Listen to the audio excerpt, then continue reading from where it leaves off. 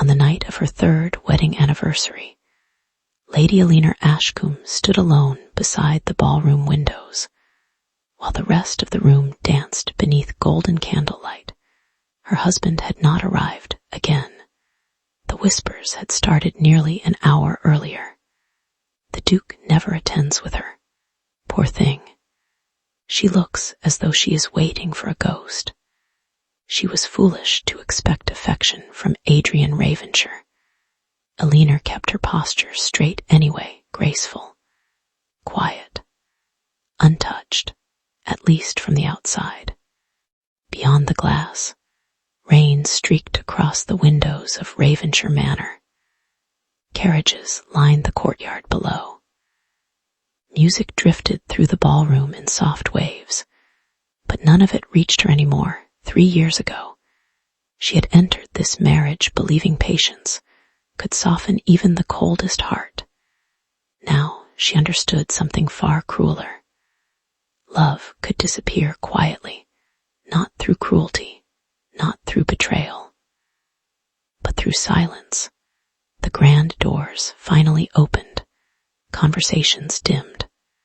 The Duke of Ravenshire stepped inside, wearing black evening attire, still dusted with rain. Tall, composed, impossible to read, women glanced toward him immediately. Men straightened. Even now, Adrian carried the sort of presence that silenced rooms without effort. His eyes found Alina almost instantly. For one brief second, something flickered across his face, regret perhaps, or exhaustion. Then it vanished. He crossed the ballroom slowly, while guests watched with open curiosity. Alina could already feel the humiliation gathering around her like smoke. Adrian stopped before her. "You should not have waited standing," he said quietly. "Not I am sorry, not you look beautiful, only that." Alina smiled gently, because she had learned how to survive disappointment elegantly. "The guests were beginning to worry you had forgotten. I was delayed in Parliament. Of course." He studied her face carefully then, as though searching for anger. But Alina no longer had the energy for anger. That frightened him more than he expected. Lord Whitmore approached moments later with a charming smile. "Your Grace," he greeted Alina warmly. "You have denied every dance tonight. Surely you cannot refuse me again." Before Alina could answer, Adrian spoke. "Wife is tired." Whitmore looked mildly embarrassed. Alina looked at Adrian calmly. "I am not tired." Stretched between them, a dangerous silence, because Adrian realized suddenly that she had contradicted him publicly, something she had never done before. Whitmore awkwardly offered his hand again. Alina accepted. And for the first time in 3 years, Adrian watched another man lead his wife onto the dance floor, while something dark and unfamiliar tightened painfully in his chest. Alina laughed softly at something Whitmore whispered during the dance. It was not a flirtatious laugh, not improper. But Adrian could not remember the last time he had heard that sound from her. Remained still beside the ballroom wall, while jealousy unfolded inside him slowly and quietly, like winter frost creeping across glass. Hours later, Alina returned to their carriage first.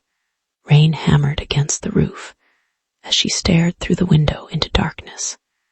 Adrian entered moments later. The carriage lurched forward, neither spoke. The silence between them felt endless now. Finally, Adrian said, "You seemed happy dancing with Whitmore." Alina kept her gaze outside. "It was only a dance. You dislike gossip." "I once disliked many things." Her voice remained soft. That somehow hurt more. Adrian looked toward her carefully. For years, Alina had waited for scraps of affection with heartbreaking patience. Tonight, she seemed distant, untouchable, and he realized with sudden unease that he did not know how to reach her once she stopped reaching for him first. Winter settled heavily over Ravenshire Estate. Snow covered the gardens in pale silence, while Alina spent more and more time away from the main house. At first, Adrian barely noticed. He left before breakfast, returned after dark, buried himself in estate affairs and parliamentary meetings. Duty had always been simpler than emotion. But slowly, the absence began appearing everywhere. The music room remained closed. Fresh flowers no longer appeared in his study. The quiet sound of Alina reading beside the fire disappeared from evenings entirely. One snowy morning, Adrian entered the breakfast room and found only cold tea waiting for him. "Where is the Duchess?" he asked. The servant hesitated. "Her Grace left early for the village school, Your Grace." Adrian frowned slightly. "She has gone there often." "Yes, Your Grace," said nothing more, though irritation lingered with him throughout the day. That evening, he rode through heavy snowfall toward the village. Unexpectedly, warm candlelight glowed through the schoolhouse windows. Inside, Alina sat beside a little girl, helping her practice writing. She looked different there, lighter somehow. The children smiled around her freely. Even the villagers greeted her with genuine affection. Adrian remained outside unnoticed for several moments. Then Alina looked up. Surprise crossed her face immediately, not joy, not warmth, only surprise. "You rode in this weather. You did not return home." The words sounded colder than intended. Alina stood slowly. The roads were worsening. "I stayed until the lesson ended." Little girl tugged Alina's sleeve innocently. "Will you still come tomorrow, Duchess?" Alina smiled softly. Adrian watched the exchange in silence. The child adored her. Of course she did. Everyone did outside. Snow fell heavily as they walked toward the carriage together. "You should have informed someone where you were," Adrian said. "I did. You did not inform me." Alina looked ahead calmly. "You are rarely home." The words landed harder than accusation because they were true. Inside the carriage, silence returned. Then Alina quietly asked, "Did you need something from me tonight?" Adrian blinked slightly. "What? You came all this way?" Suddenly realized he had no answer. He had simply noticed her absence and hated it. That realization unsettled him deeply. Days later, society gathered for the winter masquerade in London. Alina wore silver silk and a delicate mask that made her almost unrecognizable beneath candlelight. Adrian watched her from across the ballroom all evening. Men gathered around her constantly, not because she encouraged them, because she finally seemed unreachable. And people always desired what appeared distant. Lady Harriet Langford approached Adrian with a knowing smile. "Your wife has become rather admired lately." Adrian's expression hardened slightly. "She has always been admired. Not like this." Harriet sipped champagne slowly. "She looks happy now." The comment lingered unpleasantly. Later that evening, Adrian crossed the ballroom just as Lord Whitmore kissed Alina's gloved hand. Too long, too familiar, Adrian stepped between them without invitation. "Lord Whitmore." Whitmore immediately stepped back. Alina looked up at Adrian in visible surprise. "Your Grace, come dance with me," was not a request. The orchestra had already begun another waltz. Alina hesitated only briefly before placing her hand in his. The room watched openly, because the Duke of Ravenshire never danced. Not even with his own wife. Adrian pulled her closer than necessary as they moved across the ballroom floor. "You encourage him," he said quietly. Alina looked genuinely confused. "I was speaking politely. He watches you constantly." "Whose fault is that?" The question caught him off guard. For a moment, neither spoke. Then Alina said softly, "You left me alone for years, Adrian. People eventually stop avoiding what appears abandoned."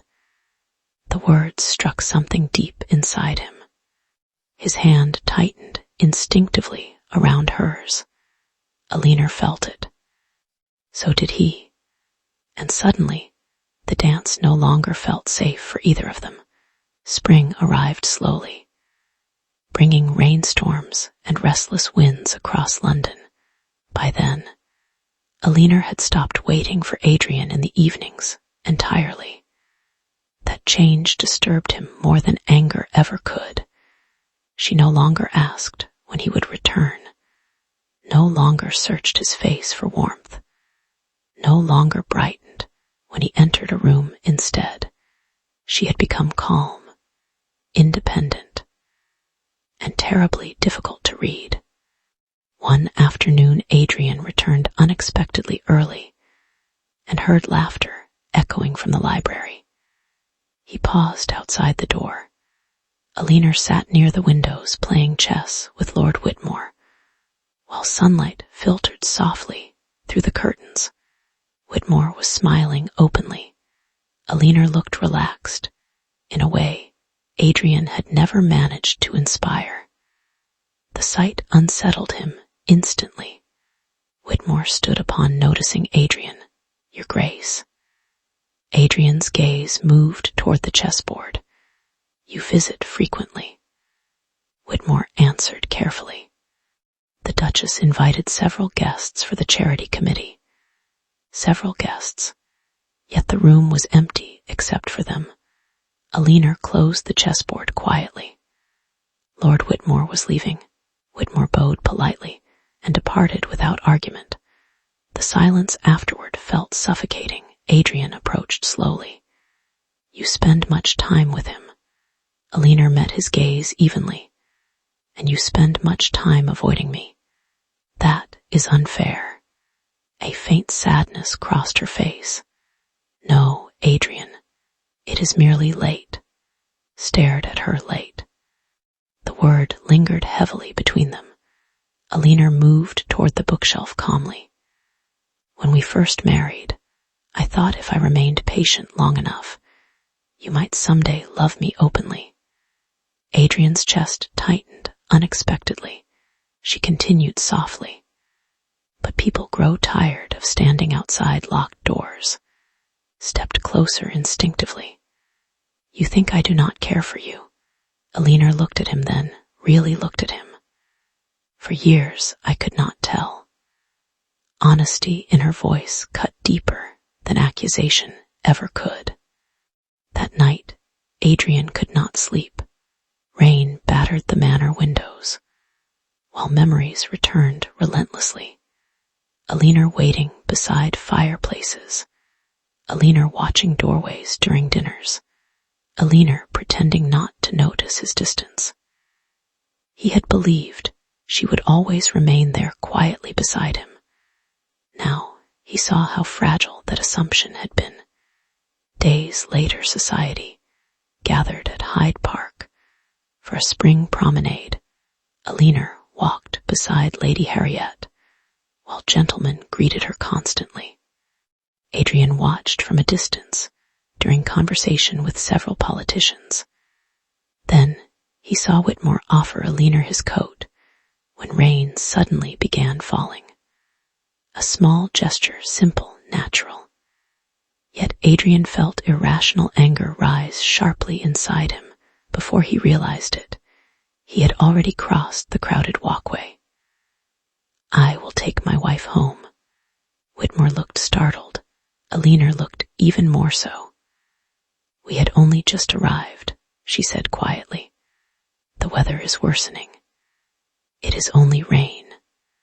Adrian's voice lowered dangerously. "Alina." The tension between them became instantly visible. Nearby conversations softened. People noticed. Alina slowly handed Whitmore the borrowed coat. "Thank you, my lord." Then she walked toward the carriage, without another word inside. Rain streaked across the windows, while silence pressed heavily between them. Finally, Alina spoke. "You embarrassed him publicly." Stared ahead. "I disliked seeing another man care for you." The confession slipped out before he could stop it.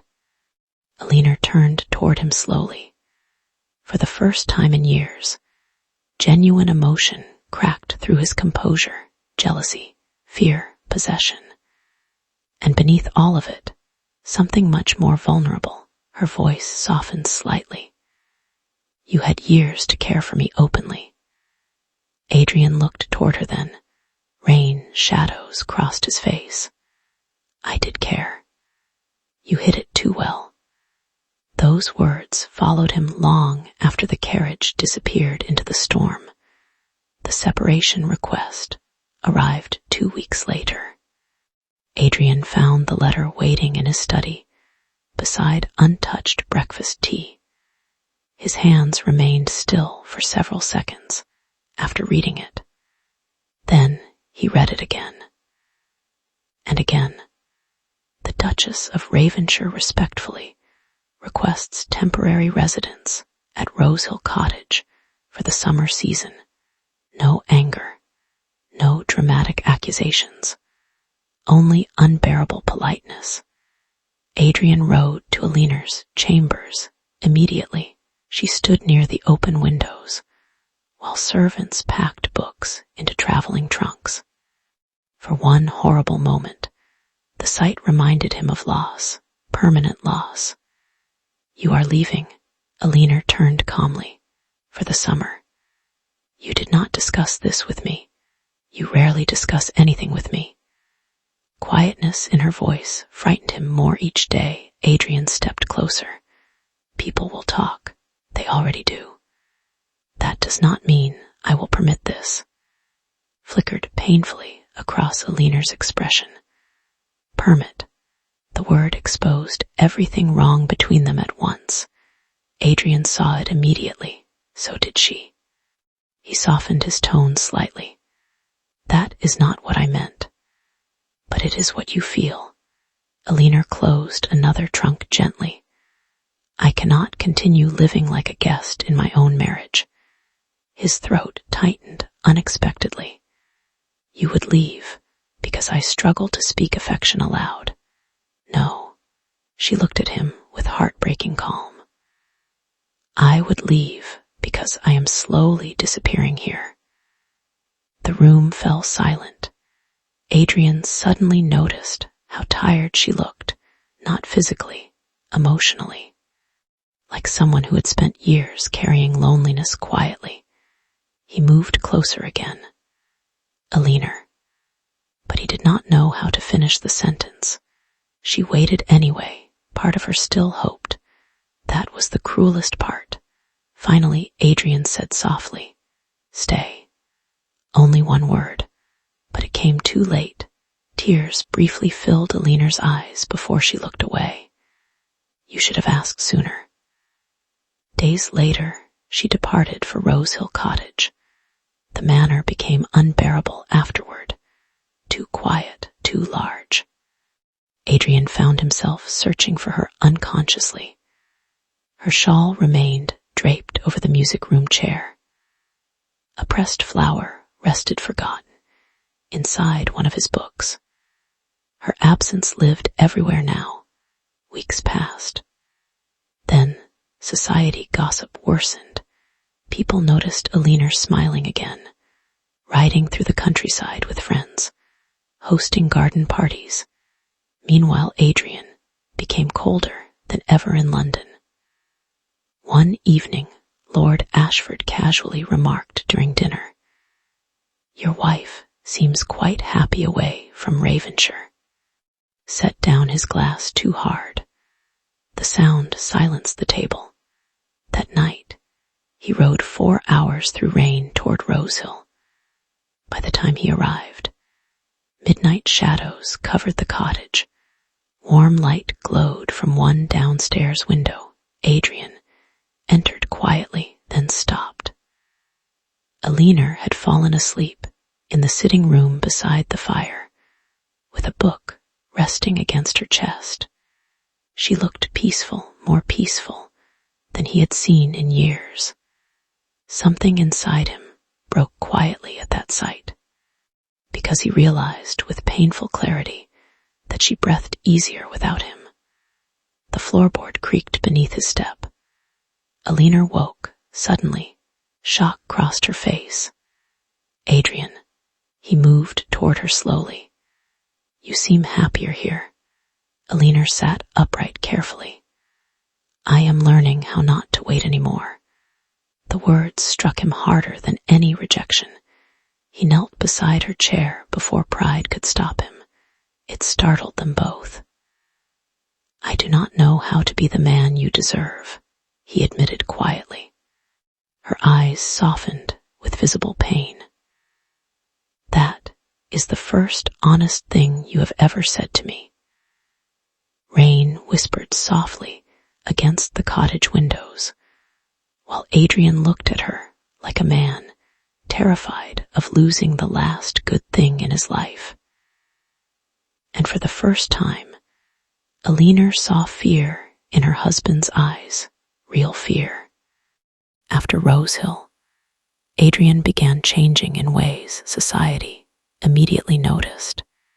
He attended fewer political gatherings, returned to Ravenshire less often, and traveled constantly between London and the countryside under increasingly thin excuses.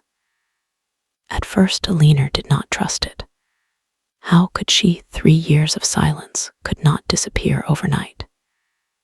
Yet slowly, carefully, Adrian began showing affection in ways that felt almost painfully sincere. He remembered her favorite flowers, listened when she spoke, walked beside her through the gardens without rushing ahead. Small things, dangerously meaningful things. One evening, they attended a summer concert beneath lantern light. Music drifted softly through the warm night air, while nobles mingled across the estate gardens. Alina stood near the roses, speaking with guests, when Lady Harriet approached quietly. "The Duke watches you, as though someone might steal you away." Alina glanced across the garden. Instinctively, Adrian stood beneath the lanterns, speaking with several gentlemen. Yet his eyes remained fixed on her. Harriet smiled faintly. "He looks miserable whenever another man approaches." Alina looked away quickly. Part of her still longed for him desperately. Another part remained guarded, because hope had once ruined her. Later that evening, Lord Whitmore requested another dance. Alina accepted politely. As they crossed the floor, Whitmore said carefully, "Forgive my boldness, Duchess, but Ravenshire appears very changed lately. He is trying. Does that heal what came before?" Alina hesitated. "I do not know yet." Across the ballroom, Adrian watched them together with restrained tension. Jealousy had become a constant ache now, not because he distrusted Alina, because he feared realizing too late how easily another man could love her properly. When the dance ended, Adrian approached immediately. "May I have the next dance?" Whitmore looked genuinely stunned.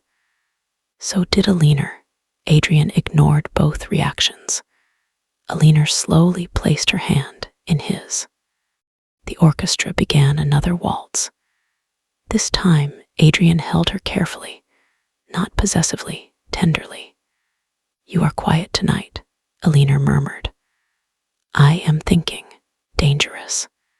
A faint smile almost appeared on his face, almost.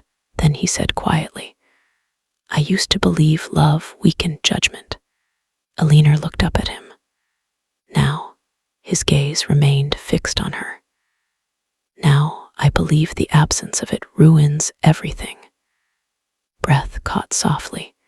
The honesty in his voice felt unfamiliar, fragile. Adrian continued after a long silence. "When you left Ravenshire, I realized I no longer recognized my own life without you in it." Emotion flickered across Alina's face. For years, she had begged silently for crumbs of affection. Now, he offered truths too late. And yet her heart still responded to every word that frightened her deeply. After the dance ended, whispers followed them everywhere.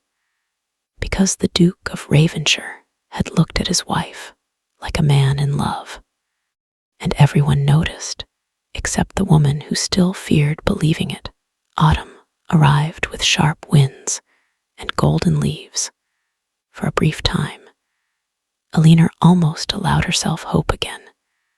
Then came the rumor. It spread through London within days. The Duke of Ravenshire was expected to secure a powerful political alliance through Lady Beatrice Holloway.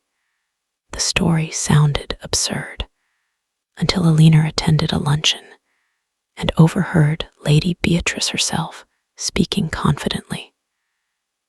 "Grace understands duty above sentiment."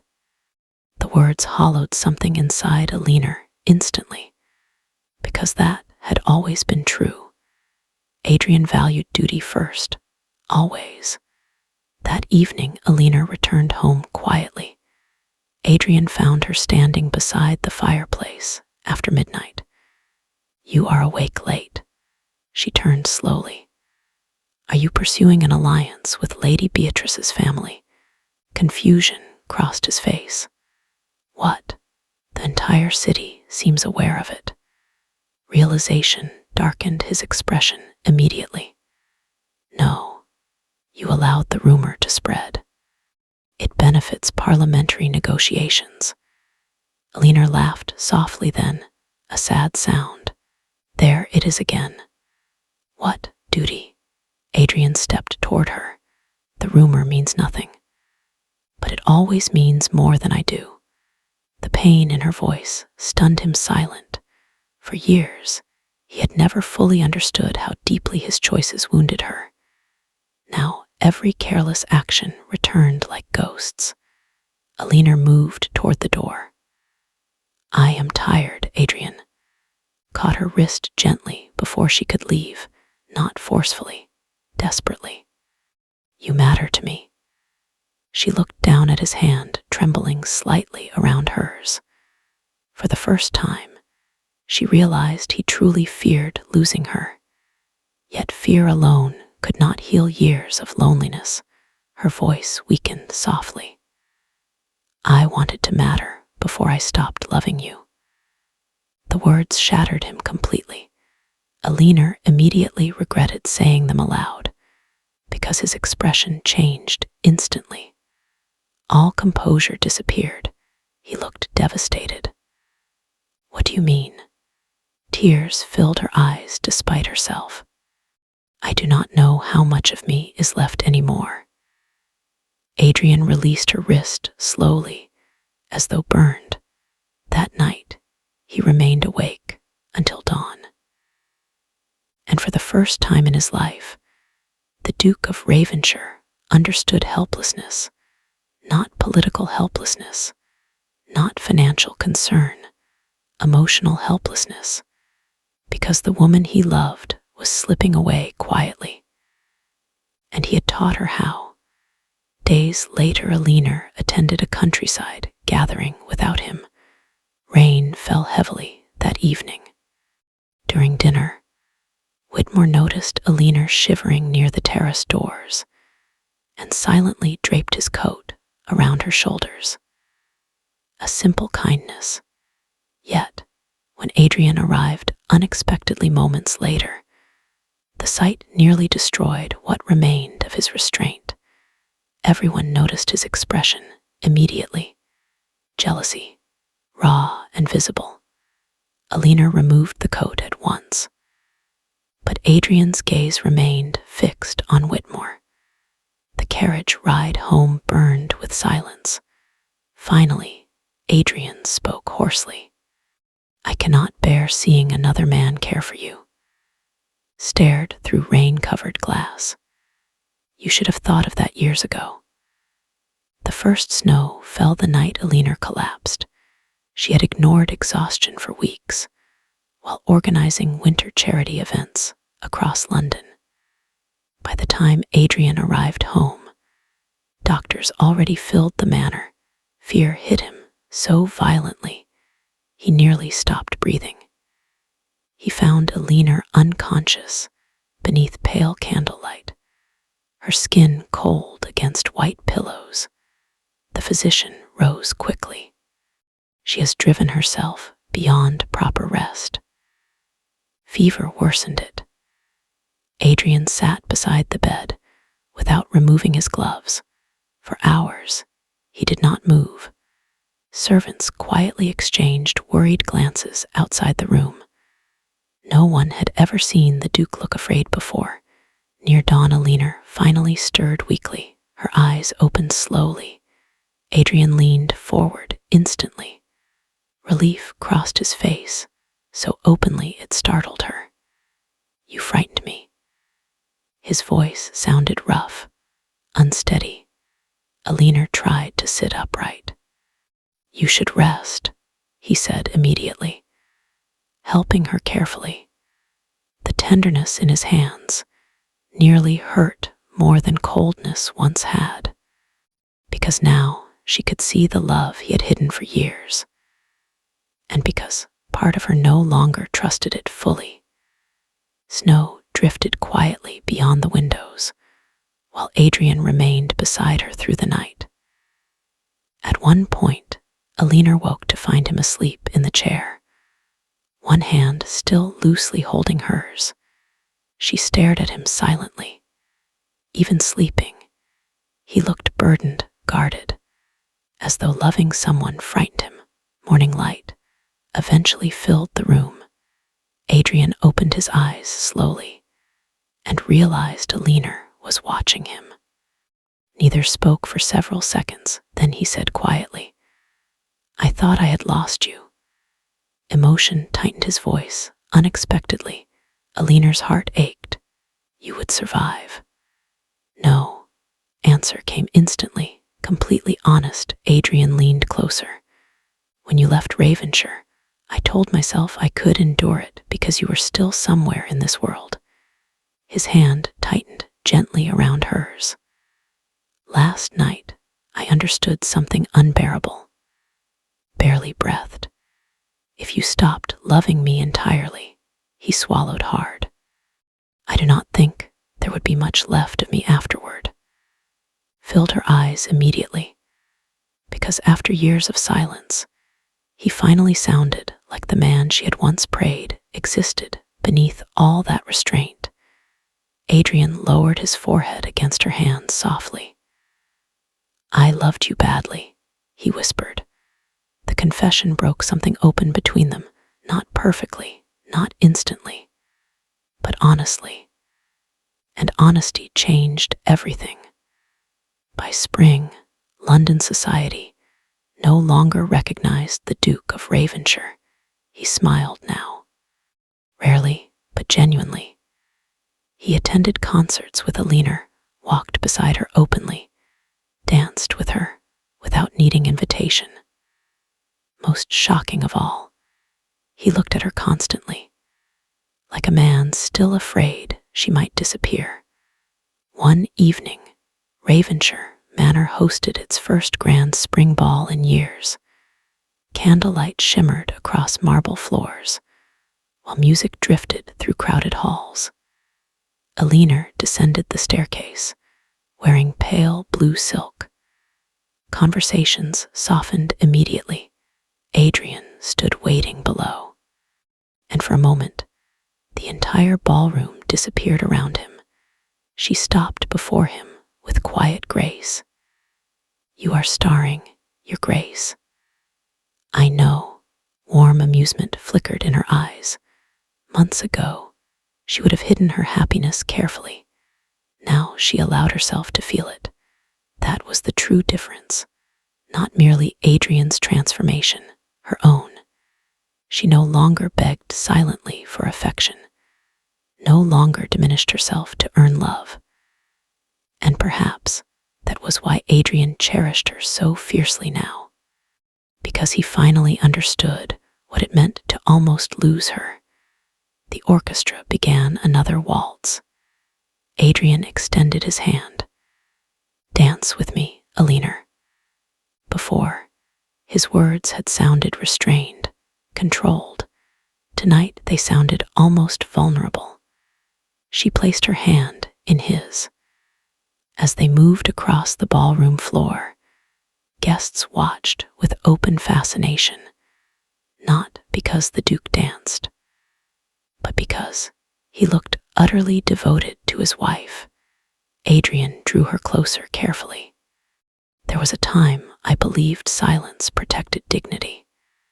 Alina looked up at him softly.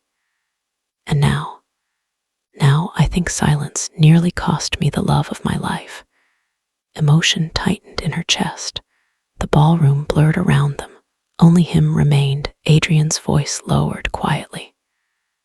"I spent years believing duty mattered more than affection, because affection frightened me." She listened silently. "You deserved warmth," he continued. "Instead, I gave you distance and expected patience to survive it forever." His eyes held her steadily now. No walls, no avoidance, only truth. "I will regret that for the rest of my life." Alina felt tears threaten again, but these tears felt different, healing, instead of lonely. Adrian stopped dancing suddenly, though the music continued around them. The movement startled nearby couples slightly. Then, before an entire ballroom of watching nobility, the Duke of Ravenshire lifted Alina's hand gently to his lips. Not for appearance, not for duty, for love, openly. "I love you," he said quietly, 3 words, simple, late, and utterly devastating. Alina stared at him as emotion overwhelmed years of heartbreak all at once. For so long, she had imagined hearing those words. Then, eventually, she had forced herself to stop hopping. Now they reached her when she no longer needed them to survive, which somehow made them real. Her fingers tightened softly around his. "You took very long to say it." A faint smile finally appeared on Adrian's face. "I know." The orchestra continued playing softly, while candlelight glowed around them. And for the first time since their marriage began, Alina no longer felt alone standing beside her husband. She felt chosen, seen, loved, not quietly, not secretly, but fully. Outside, spring rain began falling gently over Ravenshire Manor, while warmth and music filled the ballroom windows.